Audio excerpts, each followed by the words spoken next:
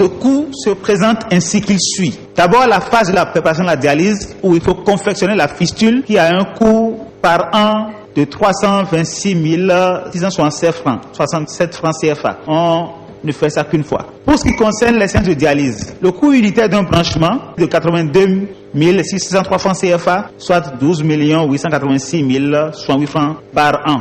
Le coût des médicaments par séance de dialyse s'élève à 38 198 francs, soit 5 958 888 francs CFA par an, par patient. Il existe également un bilan de suivi. Il y a le bilan mensuel qui est effectué 12 fois par an qui coûte mensuellement 59 783 francs CFA, soit 717 396 francs par an. Le bilan trimestriel qui coûte 32 967 francs, donc annuellement 131 868 francs. Un bilan semestriel qui coûte 23 970 francs, soit 47 940 francs par an. Et le bilan annuel qui coûte 63 325 francs par an. Soit un coût moyen annuel d'une prise en charge de dialysé de 20 132 152 francs, soit par mois 1 677 679 francs CFA. La dialyse au Bénin a changé de figure et de physionomie depuis un certain temps, sous deux formes. La première, c'est que nous avons vu que le gouvernement du président Patrice Talon, depuis son avènement en 2016, a entrepris plusieurs réformes dans le secteur de la santé, notamment dans le secteur de la dialyse. Et dans ce secteur, nous pouvons dire que beaucoup de choses sont réalisées. Beaucoup de choses sont réalisées en bien. Beaucoup de choses sont réalisées en bien et il y en a très peu qui ne répondent pas à nos aspirations. Je veux dire simplement que depuis 2016, nous pouvons dire que le centre d'Abomey a commencé par travailler. Ce centre avait été construit depuis des années avant l'avènement du président Talon. Et le centre de Porto Novo aussi a commencé par travailler et d'autres centres privés ont reçu l'agrément d'ouverture. Et ça fait qu'aujourd'hui, à 80% ou à 70%, le pays est couvert en matière de centres de dialyse. Avant la rupture, comme vous dites, c'était le CNHU. C'était le CNHU au Bénin. À Cotonou, en tout cas, oui. C'était Parakou, le centre hospitalier de Parakou. Bien sûr. Et quelques centres privés. Non, on pouvait les compter avant la rupture. Il n'y a que le centre de Unidial à Tikame et le centre de Ita Carrefour Longue-Vie. C'était les deux. Aujourd'hui, nous avons le centre de SOS Divine Miséricorde à Abomey-Calavi. Privé qui a ouvert ses portes. Nous avons le centre de Les Merveilles, la clinique Les Merveilles, qui a une unité de dialyse qui est au nord et qui est à Ibatin, c'est à Cotonou. Nous avons le centre d'Abomey qui a commencé par travailler, qui a assez de malades qui ont quitté Cotonou, qui venaient en dialyse à Cotonou, qui sont là-bas désormais. Et il y a aussi ceux de Porto Novo qui venaient de Pobert, Sakété, les contrées de Porto Novo, qui sont désormais à Porto Novo. Et nous remercions réellement le gouvernement pour ça. Aujourd'hui, nous parlons très peu de la rupture de matériel. C'est aussi à l'actif du gouvernement.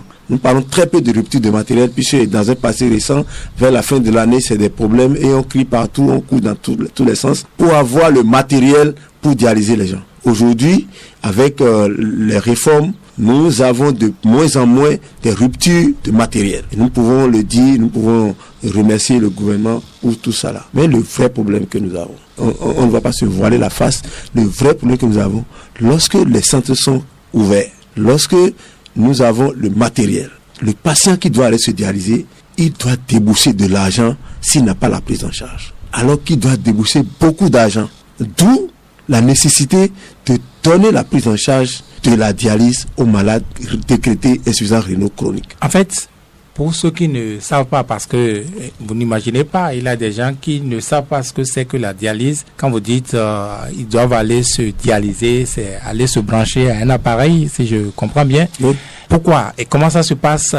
Enfin, je veux dire, quelle est la faiblesse qui amène à devoir se brancher à l'appareil? Vous pouvez expliquer un peu? Très bien. Le malade est atteint d'une insuffisance rénale chronique. L'insuffisance rénale chronique, c'est le fait que les reins ne jouent plus leur fonction rénale, ne jouent plus leur rôle d'épuration du sang pour donner l'urine et les autres excréments. C'est ça le vrai problème, c'est la maladie ça. Quand les reins ne fonctionnent plus normalement ou ne fonctionnent plus. ne fonctionne plus. C'est pas normalement. Quand les reins ne fonctionnent plus, on dit qu'il est insuffisant rénal chronique. Mais quand les reins fonctionnent et qu'on peut les récupérer, on parle d'insuffisance rénale aiguë. Là, le néphrologue se met à la charge le malade est pris en charge très tôt et il est récupéré et il n'a plus de la forme chronique. Mais lorsque c'est devenu irréversible, parce que lorsque ça vient à la forme chronique, c'est irréversible. Ce n'est que la dialyse qui peut régler. Autrement dit, on va dire, parler trivialement, c'est quand la personne, à cause du non-fonctionnement de ses reins, ne peut plus aller uriner lui-même. Oui, non, c'est pas uriner nécessairement. Tu peux uriner et que tes reins ne soient plus en forme.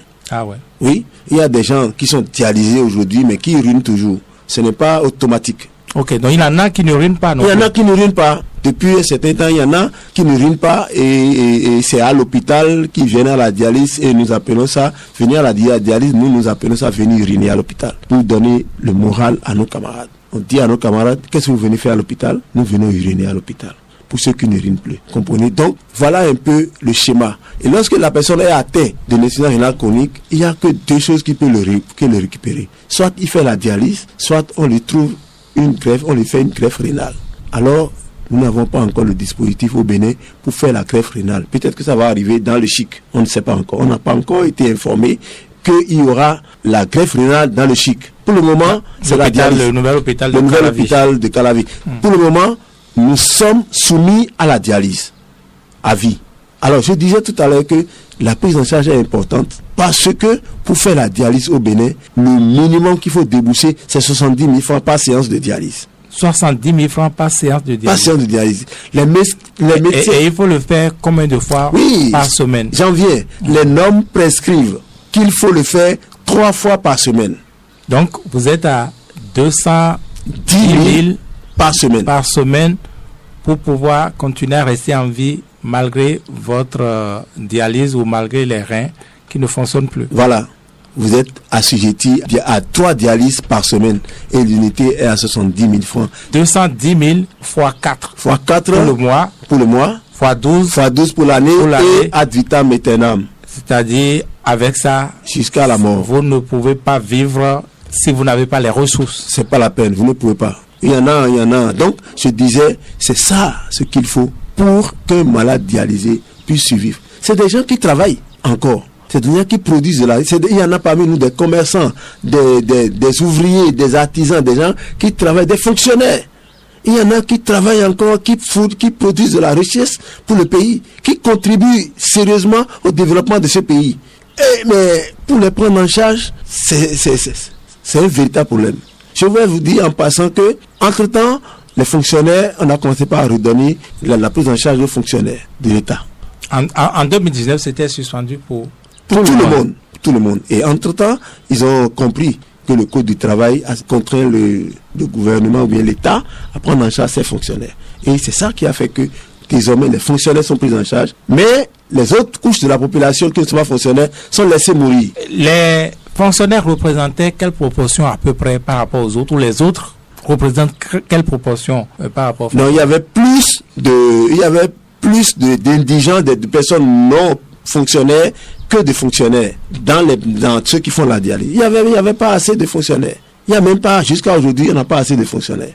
Et vous savez combien les fonctionnaires font dans ce pays. Ils sont à quel pourcentage dans le pays par rapport aux autres couches de la population. Vous voyez? Donc, cette prise en charge est importante pour que les citoyens du Bénin puissent continuer de produire de la richesse pour le pays. Mais en temps, le gouvernement a rétabli quand même en partie cette prise en charge, non?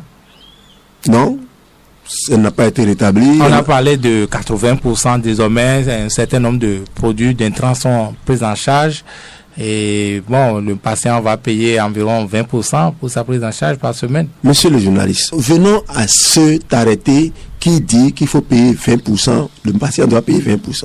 Calculez vous-même, 210 000, 20% de 210 000, je crois que ça fait 41 000, bien 42 000.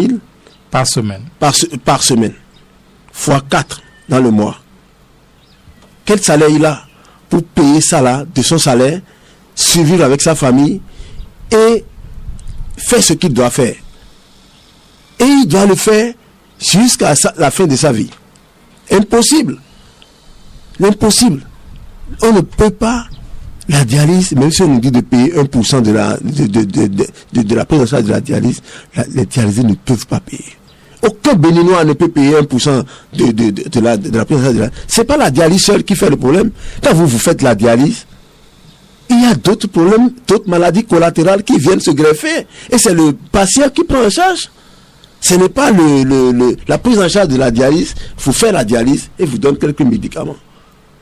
Mais, après la dialyse, il faut manger. Il faut prendre les médicaments. Il faut régler d'autres problèmes, d'autres maladies collatérales qui viendront se greffer sur le fait que vous faites la dialyse. Il faut régler les charges de la vie, les autres charges de la vie. Les autres charges de la vie aussi. Donc, dans le même salaire là. Pour ceux qui ont du salaire. C'est pour ceux qui ont du salaire, surtout, oui, pour ceux qui ont du salaire. Et pour les ouvriers, les artisans, le frottement social. Moi, je crois que le gouvernement doit regarder du côté des patients dialysés, le frottement social dont il parle. Il faut qu'on arrive à donner la prise en charge à tous les Béninois qui ont besoin de faire la dialyse dans ce pays. Les pays environnants sont venus copier le Bénin en matière de dialyse. Et pourquoi aujourd'hui les autres sont à 100% et nous, on va continuer de laisser une partie mourir? Alors, vous disiez tantôt au début de cette émission que ça va comparé à ce qui prévalait et que la rupture a fait certains progrès. Donc, les progrès, c'est uniquement, disons, en infrastructure, c'est ça? Bien sûr, en infrastructure et en intrant. En infrastructure et en intrant. En dehors de ça, l'homme même n'a aucune valeur dans cette prise en charge. Alors, à combien peut-on évaluer aujourd'hui au Bénin le nombre de personnes dialysées? Nous sommes au Bénin, on avoisine 400 malades. 400, mais c'est pas beaucoup. Environ, on n'est pas beaucoup. Même si on prend tout le monde, tous ceux qui sont le point que moi j'ai fait à la fin du mois dernier, à la fin du mois de mai, on était à 442 en tout cas. Pour les personnes déclarées. Pour les personnes déclarées, il y en a qui ne veulent pas se faire déclarer à l'association. Ils sont tous là. Nous, on connaît, on a la statistique de tous les centres. Seulement, au jour le jour, il y en a qui meurent, il y en a de nouveaux qui rentrent. Alors, est-ce qu'on était dans le vrai en disant que les gens meurent en cascade? Dans tous les cas, je tiens cela de vos interventions antérieures. Vous avez souvent l'habitude d'alerter sur le fait que les gens meurent et avec des statistiques qui vont avec. Les gens meurent. Parlez-nous-en. Les gens meurent. Quand vous êtes là, moi, par exemple, il fut un moment, je faisais le point des morts. Mais à un moment donné, les instructions ont été données dans les hôpitaux, dans tous les centres, de nous cacher les statistiques des morts. Et on n'avait plus accès à ça. Et quand tu poses des questions, on dit non, vraiment on ne peut pas. Et puis, tout le monde nous fuit. Parce qu'on ne veut pas nous donner les vrais chiffres. On ne veut pas qu'on en parle. Quand on a les chiffres, c'est pas pour en parler qu'on a ça. On a ça pour pouvoir faire la statistique et savoir ce qui se passe vraiment dans le pays. Et c'est votre droit en tant que association? Non, aujourd'hui on se cache derrière les données personnelles. On dit non, on ne doit pas nous dire la statistique, on ne doit pas nous donner les statistiques. Tu vas dans un centre, on dit non, et on vous cache, on vous tourne en rond. On n'a pas aujourd'hui les statistiques. Et ceux-là, ce sont les gens qui meurent à l'hôpital, dans les centres? C'est ceux qui meurent à l'hôpital. Il y en a qui meurent chez eux. Qu'on comptabilise. C'est ça que ceux qui meurent à l'hôpital qu'on comptabilise. Ceux qui meurent chez eux, ceux à qui on a dit, c'est la dialyse, dit je ne peux pas, ils rentrent chez eux. Il y en a plein. Alors, depuis 2019 que cela a été arrêté, la prise en charge a été arrêtée. Dites-nous à combien vous avez compté avant d'arrêter de compter? Monsieur le journaliste, je ne veux plus aller sur ce terrain de non, mais parlez-nous-en. Non, vous savez, aujourd'hui, les statistiques ont évolué. Bien sûr, je dis, quand vous en parliez, à quel point vous étiez arrêté? Non, on était à près de 4000 morts. 4000 morts entre 2019 et 2022. C'est entre 2019 et 2022. En 3 ans, il a eu 4000 j'ai dit près de, parce qu'on n'a pas une statistique claire, mais quand même, on a compté jusqu'à un niveau donné avant qu'on ne soit résigné. Vous voyez? Donc, le problème se pose du fait que, d'abord, on nous empêche de connaître la vérité sur ce qui se passe avec nous. Non. Pourquoi on va nous empêcher de connaître la statistique? C'est la statistique qui va permettre au gouvernant de décider. Ou bien, bien sûr, c'est en nous donnant les statistiques, c'est en faisant connaître les statistiques. Ah, mais ce secteur-là, il y a vraiment des problèmes dans tel secteur. On nous cache les statistiques. C'est pas seulement au niveau de la dialyse, hein. Dans tous les services, dans toutes les pathologies, on ne veut plus que les gens parlent de mort. Alors que la réalité est là. Les gens meurent. Pardon, les gens ne meurent pas à cause du fait qu'ils font dialyse. Est-ce que je me suis oui, bien sûr, il a une les gens meurent parce qu'ils n'ont pas la prise en charge pour continuer de faire la dialyse. Parce que si tu n'as pas la prise en charge, tu achètes les kits une fois, deux fois, tes parents ne peuvent plus avoir les moyens pour te payer les kits. Tu vas faire quoi? Je connais une dame aujourd'hui, je ne veux pas donner son nom, mais aujourd'hui, si vous la voyez, vous allez avoir pitié d'elle. Elle a pris du volume, et il y a tellement de l'eau dans son corps, et elle crie sur tous les toits, sur tous les réseaux, pour dire, aidez-moi à faire au moins une dialyse. Et quand elle commence à crier comme ça, moi, je suis peiné. Et elle m'appelle. La dernière fois, j'étais en voyage, et elle m'appelait par WhatsApp depuis là où j'étais. J'ai dit, je ne suis pas au pays. Même si je veux te donner quelque chose, je ne peux pas te donner quelque chose. Je ne suis pas là. Vous voyez, ça souffre dans le rang des dialysés. Les personnes assujetties à la dialyse là, ça souffre. C'est vrai, ceux qui sont pris en charge avant l'avènement de la rupture sont correctement pris en charge. On n'a pas de problème. Ceux qui étaient déjà en dialyse avant la décision de janvier 2019 sont correctement pris en charge. Et ceux qui ont la prise en charge fonctionnelle sont aussi correctement soignés. Mais ceux qui n'ont pas la prise en charge, ceux à qui on a refusé de donner la prise en charge, ceux-là meurent. Ils meurent simplement. Oh, c'est la majorité qui est sans prise en charge. C'est la majorité qui est sans prise en charge. C'est la majorité qui est sans prise en charge. Ceux-là, quand ils achètent des kits une, deux fois, ils n'ont pas les moyens de continuer. Qu'est-ce qu'ils vont faire? Ils vont faire quoi? Mon cher ami avancé, c'est la situation réelle. C'est tout ça qui fait que on dit, tant qu'il reste à faire, rien n'est fait. Moi, je me demande même, tout ce que le gouvernement fait là, c'est pas pour des hommes, ou bien on va tracer les rues, on va faire les voies, on va embellir le pays. Pour qui? Pour ceux qui vont rester. Ah, pour ceux qui vont rester en vie après. Non, je crois que le chef de l'État même l'a dit dans une de ses interviews. J'ai encore la vidéo avec moi.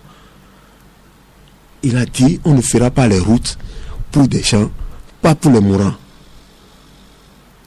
Mais à vous écouter, c'est pour les survivants qu'on fait les routes. Non, on fait les routes pour la population.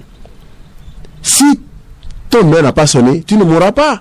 Mais si moi, qui suis là devant vous, si j'avais été contraint, comme cela se fait aujourd'hui, je ne serais pas là. Est-ce que moi j'ai l'argent pour prendre la dialyse en charge depuis 2007 à aujourd'hui?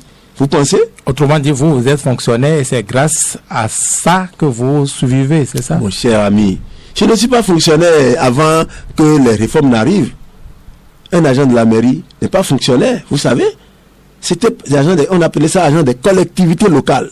C'est maintenant les réformes qui ont reversé les agents des collectivités locales qui sont devenus des agents administratifs. Ils ont un nom qu'ils l'appellent là. On ne connaît même pas notre statut réellement. Vous êtes fonctionnaire d'une mairie, d'une municipalité. Oui, on n'a pas une prise en charge de l'État. Vous voyez, si c'était aujourd'hui qu'on doit me donner la prise en charge, je ne l'aurais pas. Parce que j'ai des camarades dont les femmes ou les maris sont dans le cas et ils n'ont pas la prise en charge. Alors, vous voyez, donc, il faut faire la part des choses. Si c'était aujourd'hui que je dois recommencer la dialyse, mon cher ami, je ne serai pas devant vous. Alors, vous qui aimez les statistiques, qui êtes accroché aux statistiques, avant la rupture, quand il y avait de prise en charge pour tous, ça coûtait combien à l'État? Je dirais ce que je connais. Par rapport le devis d'un malade dialysé qui doit être évacué au CNHU, par exemple, pour faire la dialyse, avant la rupture, c'était environ 12 millions. 12 millions pour un malade? Pour un malade par an. 12 millions par an. Alors, et on avait un certain nombre. On était à 300 malades, mais 250 environ dans le pays. À l'époque. Voilà. Et entre-temps, à l'avènement de la rupture, nous avons été appelés un jour à faire des propositions au gouvernement pour réduire le coût de la prise en charge. Et nous avons fait des propositions. Parce que c'est possible? C'est possible de réduire. Parce que ceux qui font les devis, ils mettent dedans tout ce qui peut Même le nettoyage du sol est facturé au gouvernement, est facturé dans la prise en charge. Alors, nous avons travaillé à ce que la prise en charge, là, le coût soit réduit. On est revenu jusqu'à 9 200 000 par an pour un malade. Et nous avons démontré comment ça va se faire pour que les coûts soient réduits. Aujourd'hui, ce n'est pas seulement le malade qui bénéficie de tout ce qu'on lui fait. C'est pas le malade, tout ce qu'on fait au malade là. Allez voir, c'est au plus avec 9 millions, on a déjà réglé le problème de malade. Alors, quand vous avez fait cette suggestion, pourquoi vous n'avez pas été écouté ou pourquoi cela n'a pas, les gens ne sont pas allés dans votre sens? Nous avons remis les propositions à qui de droit? C'est-à-dire? Au ministère de la Santé, il y a une commission qui avait été mise en place au ministère de la Santé et on a remis les documents. Officiellement, on a remis le procès verbal de notre réunion avec les propositions concrètes. Mais jusqu'à demain qui vient, on ne nous a jamais appelé pour dire voilà ce qu'on pense, voilà ce qu'on va faire. Tout est resté lettre morte. Donc vous n'êtes pas écouté, vous n'avez jamais été écouté. Monsieur le journaliste, jusqu'à aujourd'hui, si ce n'est pas nous qui demandons à rencontrer le ministre ne nous reçoit pas. C'est nous qui demandons à le voir. Mais quand vous demandez, est-ce qu'il vous reçoit? Non, il nous reçoit dans la mesure du possible. La dernière fois, nous faisons partie d'un réseau des associations de l'Afrique de l'Ouest. Il y a un émissaire qui était dépêché en 2020. Puis en 2019, quand le problème est posé, nous étions en assemblée générale à Bobo Dioulasso. Au Burkina Faso. Au Burkina Faso. Ce jour-là, on était là-bas quand on a eu l'information que la prise en charge est coupée. Et on a posé le problème en même temps à l'AG. L'assemblée générale a demandé à déléguer un représentant, en l'occurrence le président de l'institution, à venir faire des plaidoyers auprès du gouvernement du Bénin. Quand il est arrivé, le ministre était occupé, c'est la DAC qui nous a reçus, et jusque-là, on ne nous a pas rappelé pour dire ce que vous avez dit là, on a retenu ci, on a retenu ça, on va faire ci, on va faire ça. Chaque fois que le ministre nous reçoit, les réformes continuent, on continue de réfléchir à ça, ça va arriver, on y travaille, mais pendant ce temps, les gens meurent. Alors, je ne sais pas si vous y croirez ou pas, si c'est également votre impression. Il a été dit pour cet hôpital dont nous parlions tantôt, le CHIC, le centre hospitalier international de Calavi, n'est-ce pas, que l'option qui a été faite, c'est économiser cet argent-là qui va vers les dialysés, par exemple la prise en charge des dialysés, c'est économiser ce qui va vers les évacuations sanitaires, et c'est tout ça qui a pu permettre, n'est-ce pas, qu'on ait aujourd'hui le CHIC. Est-ce que vous avez aussi l'information? Oui, moi je ne sais pas ce que le CHIC va apporter aux dialysés en dehors du probable transplantation de reins, qui n'est pas encore une réalité. En dehors je dis bien, en dehors du probable transplantation rénale. Aujourd'hui, l'urgence ne se fait pas.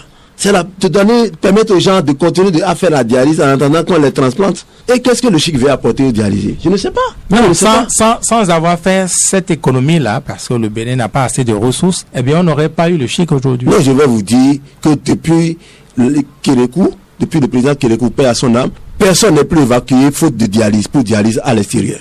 Personne. En fait, avant, on évacuait des... Oui, mais quand il n'y avait pas la dialyse au Bénin, on évacuait. Mais depuis que la dialyse est devenue effective au Bénin, personne n'est plus évacué pour dialyse à l'extérieur. Je pèse bien mes mots. Non, c'était pas les dialysés qu'on évacuait. On a fait économie, n'est-ce pas, sur cette rubrique-là, si vous voulez que je parle ici, pour pouvoir construire, pour investir dans cet hôpital. Alors moi, nous on a quoi?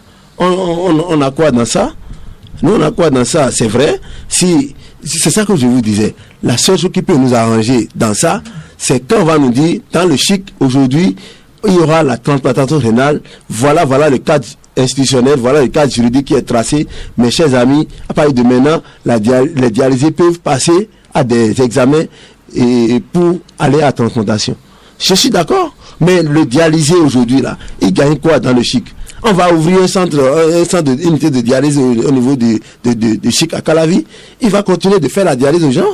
Est-ce que vous avez cherché à rencontrer le chef de l'État? Parce que le ministre, si ce n'est pas son choix de politique sanitaire, et souvent ce n'est pas lui, eh bien, il va vous écouter, il ne pourra rien pour vous. Est-ce que vous avez cherché à rencontrer le chef de l'État? Monsieur le journaliste, nous avons écrit des lettres d'audience. Je dis bien des lettres d'audience, je ne vais pas donner le nombre. Mais nous avons écrit des lettres d'audience envoyées au chef de l'État. Toujours par top chrono. On envoie toujours nos courriers par top chrono. Même si les courriers déposés, les gens peuvent dire qu'ils n'ont pas reçu. Nous avons encore les décharges. Nous avons encore les reçus de top chrono qui sont avec nous. Alors, est-ce que c'est à nous de lui dire de nous recevoir?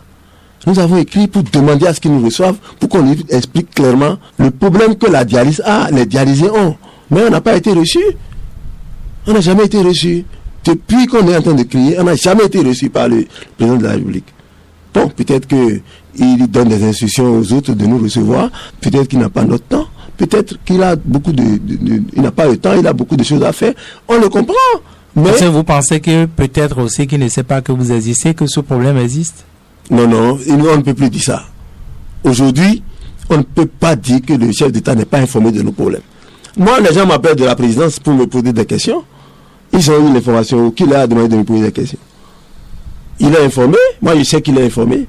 J'ai des indices qui me prouvent qu'il est informé de tout ce que nous avons compris. En tout cas, de mes lettres, comment vous appelez ça, les SOS que je lance là, il est informé. Il sait. Est-ce que vous ne soupçonnez pas que c'est son choix également, que c'est le choix qu'il a fait? Ah oui, absolument. Nous pensons que il a décidé de ne pas prendre la dialyse en charge.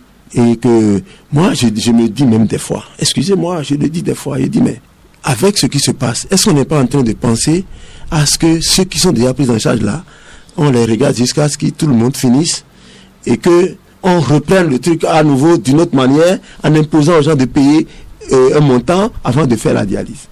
Parce que nous qui sommes déjà pris en charge, si nous n'existe plus, les nouvelles réformes peuvent dire à partir de maintenant, comme les anciens sont partis, tous ceux qui vont entrer en dialyse maintenant, vous allez faire ça avant de l'entrer en dialyse. Est-ce qu'il faut comprendre que la liste n'est pas réactualisée, qu'il n'y a pas de nouveau prise en charge chaque semaine, chaque mois? Oui, je vous ai déjà dit que les fonctionnaires continuent d'être pris en charge. Donc, au fur et à mesure que les fonctionnaires tombent dans le cas, la maladie, ils sont pris en charge.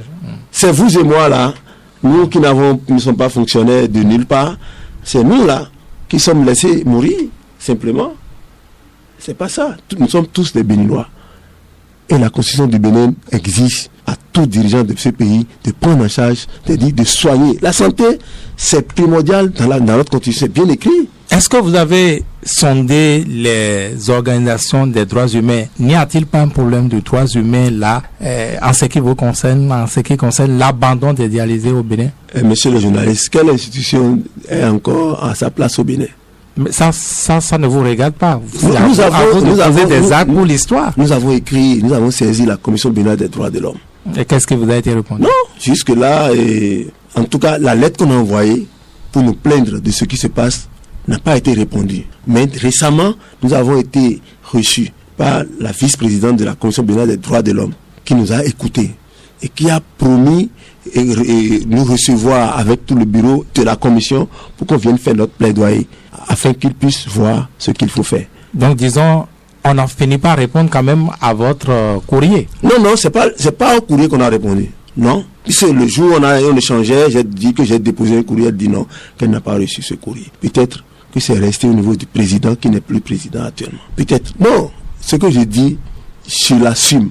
Ce que j'ai entendu, c'est ça que je dis. Nous avons parcouru les conférences épiscopales pour pouvoir nous aider à faire le plaidoyer.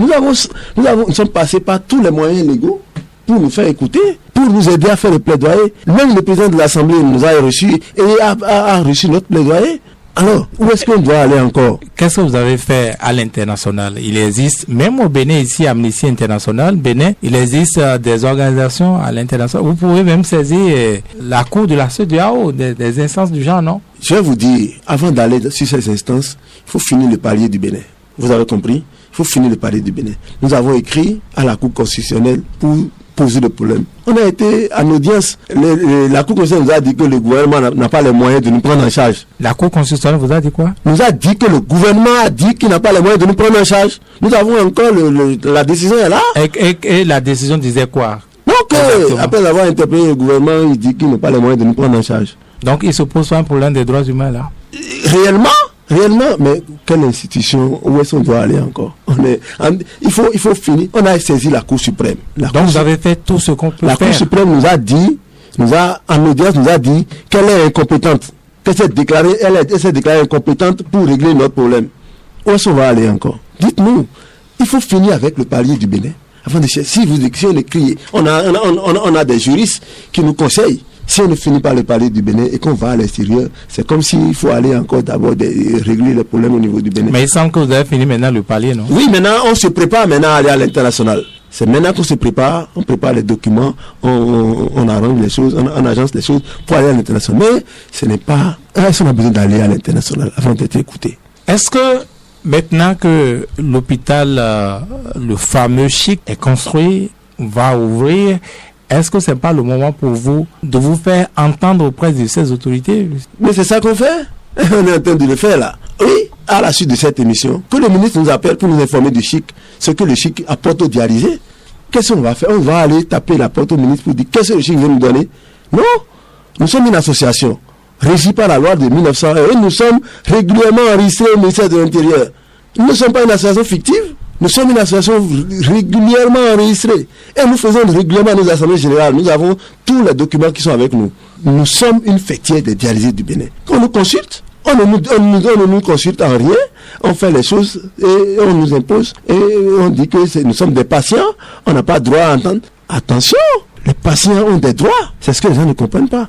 Quand le ministre nous appelle demain pour dire, Monsieur le Président, venez nous voir, on va vous exposer le Chic. Ce que le Chic apporte aux dialysés, n'a qu'à nous dire. Et à partir de ce moment-là, nous allons en parler et nous allons amplifier la sensibilisation de nos camarades pour dire, attention, le nouvel hôpital là, nous apporte telle chose. Rien. Si on ne nous informe pas, vous voulez qu'on dise quoi? Donc pendant ce temps, vous regardez mourir. Mon cher ami, qu'est-ce que nous allons faire? C'est de la résignation. Qu'est-ce que nous allons faire? Vous voulez qu'on fasse quoi? Qu'on se mette dans la rue? Non, le dialysé ne marche pas dans la rue. Alors que les marches aujourd'hui sont contrôlées, on peut nous refuser de marcher. Vous n'avez pas assez de force pour marcher, c'est ça? Non, on peut marcher, mais qui va... Pourquoi vous pensez que la marche ne fait pas partie de vos moyens d'expression? Non, moi je crois que ce n'est pas la marche qui va régler le problème de la prise en charge au Bénin. Non, je ne crois pas. D'abord, quand vous voyez dans le pays, quand vous demandez à marcher, qu'est-ce qui se passe? Dites, vous savez, non? Ce qui se passe. Mais il semble que vous vous accommodez à ce qui se passe au lieu de poser des actes pour prendre date. Les actes que nous devons poser, monsieur le journaliste, nous les avons posés tous. Nous avons posé tous les actes que nous devons poser. Il n'y a aucune institution dans ce pays, régulièrement dans ce pays, qui n'a pas reçu nos courriers. Le président bien qui est décédé, paix à son âme, nous a reçus. Et on a même fait des communications aux conseillers du CES pour leur montrer la gravité de cette maladie si on ne prend pas en charge. Qu'est-ce que nous allons faire encore? Si ne veut entendre que celui qui veut entendre. Si vous parlez après, quelqu'un ne veut pas vous entendre, il ne vous entendra jamais. Est-ce que vous ne pensez pas que c'est parce que vous faites économie de certaines actions que la population ne vient pas à votre secours? Parce que quand on parle de dialysés, derrière un dialysé, il y a des familles. Non, c'est pas ça. Là, nous avons le soutien de la population. Nous avons le soutien de la population en ce sens que, vous voyez l'émission que je fais là, quand je sors d'ici, et à partir de lundi déjà, je reçois assez de coups de fil. Ah, président, on ne sait pas comment te remercier. Il y a des gens qui n'ont pas le courage de rester derrière leurs parents. Ils en parlent quand ils ont l'occasion, mais ils ne peuvent pas venir devant les micros comme ça. Ils ne peuvent pas se manifester dans la rue. Ils vont dire quoi? D'abord, la maladie chez le Béninois, chez l'être humain, se cache. Vous le savez, non? Qui veut dire qu'il est malade? Qui veut te dire que son parent est malade, de venir faire ci, de faire ça? Les quelques-uns qui crient là, je fais un clin d'œil à mon éminent membre du bureau, Pagidi Judikael, votre confrère, oui, qui est actuellement à Abidjan, auprès d'un parent pour pouvoir vivre, pour pouvoir faire la dialyse. Et il est à Abidjan parce que la dialyse coûte moins cher. Parce que là-bas, ses parents peuvent l'aider à faire la dialyse. C'est ça. Et ici, ils sont un Béninois qui fuit son pays parce qu'il n'a pas les moyens de faire face à la dialyse.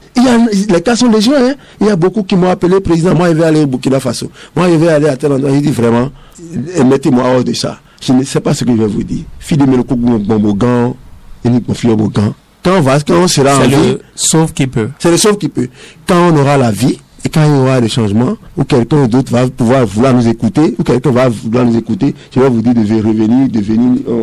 Alors, Edmond Amoussou, vous qui êtes président de l'association des dialysés du Bénin, vous qui participez souvent à des réunions dans la sous-région, de ces genres d'associations. Est-ce qu'il y a des pays où, disons, on a le même cas où l'État ne prend pas en charge les dialysés? Dans aucun pays de l'Afrique de l'Ouest, la dialyse n'est payante à ce taux, c'est-à-dire à 70 000 francs. Aucun pays. Je vais vous donner. Alors, quel est l'état des lieux? Je vais vous donner au cas par cas. Oui, allez-y.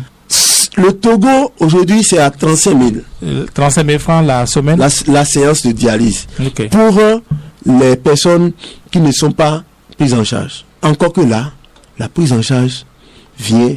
C'est-à-dire, il y a une liste où s'il y a de place, on vous prend dans le public. En fait, quand vous le faites à l'hôpital public, c'est gratuit. C'est gratuit. Quand vous allez à Abidjan, c'était pas gratuit. C'est le réseau qui allait faire la négociation à Abidjan pour obtenir une prise en charge, une assurance à 1750 francs la séance. 1750 francs la séance. C'est insupportable ça. C'est supportable. Et c'est suite au plaidoyer du réseau des hémodialysés de l'Afrique de l'Ouest. Au Mali, la dialyse est prise en charge à 100%. Si tu veux aller faire dans le privé, tu vas au privé, tu payes là-bas. Mais dans le public, l'État prend en charge ces malades dialysés au Mali. Au Sénégal, n'en parlons pas. Même malgré le régime militaire au Mali. Encore au régime militaire, actuellement au Mali, ils ont construit encore 3 autres centres, nouveaux centres. Ils ont construit 3 nouveaux centres, je vous dis. Au Burkina Faso, vous avez appris dernièrement les dernières informations du ministre de la Santé, les décisions prises par le gouvernement militaire, vous avez entendu. C'est fini ça. C'était à 500 000 francs à vie. Maintenant là, c'est pris en charge à 100%. Quel pays vous voulez encore? J'ai dit Côte d'Ivoire, j'ai dit Burkina, Côte d'Ivoire, Burkina, Mali, Sénégal, et il reste quel pays? En Guinée, il n'y en avait pas. C'est nous qui sommes allés. C'est nous. C'est le réseau. Guinée-Bissau, il n'y en avait pas de dialyse. C'est le réseau qui allait faire le plaidoyer pour que la dialyse soit effective maintenant dans ce pays et prise en charge aussi à 100%. Et ici au Bénin, on a refusé de recevoir le président de ce réseau-là, vous disiez tantôt. Oui, il était venu ici, le ministre était... J'ai dit, le ministre était occupé, il nous a envoyé vers la DAC. Et quand la DAC a rendu compte, on n'a rien eu, on n'a rien su jusqu'à aujourd'hui. On ne nous a pas rappelé pour dire, suite à l'arrivée du président du réseau, voilà ce que nous pensons, et voilà les résultats que nous avons, voilà les propositions qu'on vous fait. Vous savez, je vais vous dire quelque chose. Aujourd'hui, à cause du Bénin, aucun dialysé ne peut sortir du Bénin et aller dans ces sous-régions-là, faire la dialyse facilement et rentrer. Où est la libre circulation des personnes et des biens? Expliquez, pourquoi vous dites ça? Mais pourquoi? Parce que les propres fils du pays ne sont pas pris en charge à 100%. Si vous-même, vous n'êtes pas pris en charge à 100%. Et si vous allez dans d'autres, si un autre venait de ce pays-là pour venir ici, il peut faire la dialyse à 100% ici. Ah donc, comme il n'a pas la réciprocité, c'est ça. On ne vous accepte plus. On ne nous accepte plus ailleurs pour qu'on fasse la dialyse comme avant la rupture. Si tu es dialysé au Bénin, tu vas dans n'importe quel pays de la sous-région, on te dialyse sans frais. Vous avez compris ce que j'ai dit, mais je le répète. Allez-y. Avant la rupture, si un malade si un dialysé quitte le Bénin et qui va faire ses activités séminaires, commerçants, tout ça là, dans n'importe quel pays de la sous-région, il fait sa dialyse à 100%, sans un franc, dans ces pays-là. Et de même, si les gens quittent là-bas et ils viennent au Bénin, ils viennent aussi ici, ils faisaient la dialyse sans payer. Mais à partir du moment où la prise en charge du Bénin a pris un coup, vous voulez que les gens continuent de vous prendre et vous ne prenez pas les gens ici. C'est gâté. Il faut la réciprocité. Il faut la libre circulation des personnes et des biens. Nous avons dit en 2012, quand on mettait en place le réseau au Niger, on avait reçu l'appui du président de la commission de l'UEMOA. On avait reçu l'appui du président du Niger à ce moment-là. On nous a dit il y aura la réciprocité. Il doit faire en sorte que la libre circulation des personnes et des biens qui tamponnée par la CEDEAO et l'UEMOA là, soit respectée dans le cadre de cette pathologie. Alors, on ne peut pas être dialysé et à cause de la dialyse ne pas aller faire des affaires. Nous voulons lever cette barrière-là. C'est pourquoi nous avons mis en place ce réseau. Mais à partir du moment où notre pays aussi ne prend pas en charge ses propres fils, ce n'est pas les gens des autres pays qui vont prendre en charge. La dernière fois, quelqu'un est venu ici, du Burkina Faso, qui voulait faire la dialyse ici. C'était impossible. Il a fallu qu'on fasse des gymnastiques pour lui acheter un kit pour qu'il fasse sa dialyse dans un privé. Ce que nous disons là, on ne dit pas pour le dire. On a des preuves. C'est des réels, c'est des faits qui ont été produits que nous disons. Nous ne racontons rien au hasard, monsieur le journaliste. Alors pourquoi vous n'explorez pas la voie des assurances, des mutuelles? Ce n'est pas possible par là? L'insuffisance rénale chronique est une pathologie très lourde. Déjà, si tu vas dans une assurance, que tu déclares tu es insuffisant rénal, on ne te prend pas. Ah ouais? Ah ouais? Parce que tu vas coûter Moi, trop cher. Tu vas coûter trop cher. Ils vont tourner à pète. Ils vont tourner à pète. Tu vas coûter trop cher. C'est ça. Quelques sociétés de la place ont pris en charge le malade dialysé. Quelques. Il n'y en a pas trop. On peut les citer, je ne vais pas les citer, mais on peut les compter du doigt. Et c'est des sociétés privées. C'est des sociétés, comment vous appelez, semi-publiques. Vous voyez? Donc, c'est la situation. C'est la situation. Les assurances. Bon, recevez un assureur ici, posez-lui la question s'il peut prendre la mise en charge des rénales chroniques. C'est impossible. Alors, Président Edmond Amoussou, êtes-vous résigné ou vous êtes tout de même optimiste et vous pensez qu'il y aura une solution? Non, je sais qu'il y aura une solution. Ça passe par quoi? Je suis très optimiste parce que on dit dans un adage de chez nous, celui qui a vu aujourd'hui n'a pas vu demain. Mais pendant ce temps, ceux qui sont morts seraient morts, ils ne sont pas en mesure d'être ressuscités. C'est un des éminents et dirigeants de ce pays qui dit le sacrifice sera lourd, mais on le fera. Et on dit Agou a Fosaka Anasu, même il a gagné. Ce qui est sûr, tous les dialysés ne vont pas mourir. La lutte là portera un jour. Moi, je suis très très optimiste. Je sais que ce que je fais aujourd'hui, même si moi je ne suis plus là, il y a d'autres qui vont continuer de le faire. Et elle va être rétablie un matin. La prise en charge de la dialyse au Bénin, non, je vous le dis. Quand vous voyez les patients dialysés, c'est des gens qui vendent tout. Et qu'est-ce que vous faites? J'explore toujours les voies et moyens. Qu'est-ce que vous faites à l'endroit des députés, que ce soit de l'opposition, que ce soit du pouvoir? Ils ne sont pas au courant. Qu'est-ce que vous faites à leur endroit? Je vous ai dit tout à l'heure que nous avons été reçus par le président de l'Assemblée. Alors, le président de l'Assemblée a porté notre plaidoyer au niveau du bureau de l'Assemblée, qui en temps nous a fait des cotisations, nous a fait des souscriptions et nous a envoyé de l'argent, 1 million et quelques. Et nous les avons remerciés. Est-ce que c'est ça qui règle le problème de la dialyse, de la prise en charge? Non. Mais nous avons été jusqu'à leur faire des propositions de loi pour que la dialyse soit prise en charge au Bénin. Mais on n'a jamais entendu un député publiquement porter votre problème. On nous a dit clairement que c'est les propositions de loi qui ne définissent pas les sources de financement ne sont pas reçues. Ça, c'est le principe. Deuxième chose, que ça doit faire objet d'un projet de loi. C'est pas provenant du gouvernement. Et vous pensez que on peut donner, le gouvernement pense à faire un projet de loi dans ce sens. Depuis qu'on est en train d'écrire depuis 2019 là, et cette loi a été proposée depuis 2012 et jusqu'au moment où le gouvernement la venait, c'était d'aller à la codification au temps du ministre Gaza. Donc c'était en bonne voie. C'était en bonne voie avant l'arrivée du gouvernement de la rupture. Et après ça, toute l'équipe a été changée. Et quand on va voir le nouveau conseil juridique, il n'est pas au courant d'un pareil projet. Alors c'est lui qui doit nous aider. Et pourquoi vous ne réintroduisez pas? On a introduit le projet de loi officiellement à l'Assemblée nationale. Nous avons remis en main propre au président de l'Assemblée. Nous avons envoyé ça au ministre de la Santé lui-même. Toutes les institutions qu'on a rencontrées, on leur a donné la copie du projet de loi. Je vais vous envoyer ça aussi. Si vous avez des personnes qui peuvent nous aider, aidez-nous. Nous sommes disposés à rencontrer tous ceux qui peuvent nous aider à régler ce problème-là. Nous n'avons pas fait la loi seule, avec les praticiens et avec des juristes de haut niveau. On a fait un document qui va jusqu'à la transplantation rénale. Et pourquoi vous ne voyez pas la première dame aussi? Je dis la première dame parce que, par exemple, elle est dans l'approvisionnement en sang. Comment vous appelez ça? Le don de sang. Elle a même un véhicule. Elle a une fondation. Sa fondation s'occupe du volet santé et éducation. Monsieur le journaliste, pour voir la première dame, on ne va pas quand même la croiser dans la rue. Et on lui a écrit des courriers, on a fait des demandes d'audience, on n'a pas été reçu. Qu'est-ce que vous voulez qu'on fasse? On a envoyé des demandes d'audience. Donc vous n'êtes écouté par personne dans ce Bénin? En tout cas, en dehors du ministre de la Santé qui nous reçoit à des moments donnés, je vous ai dit ceux qui nous ont reçus, non? Ceux qui sont dans le gouvernement là. On a écrit au ministre Biochani, il ne nous a pas reçu. On a écrit au ministre Wadahi, il n'a pas reçu. En dehors du ministre de la Santé, c'est le ministre des Affaires sociales qui nous a reçus une seule fois. Mais les problèmes perdus. Ce que je dis là, je suis l'historien du présent. Je ne suis pas venu, je ne suis pas parachuté président par hasard. Hein. J'ai été secrétaire général dans les bureaux passés avant de devenir président. C'est une mémoire que vous avez devant vous en matière de dialyse au Bénin. Je la maîtrise.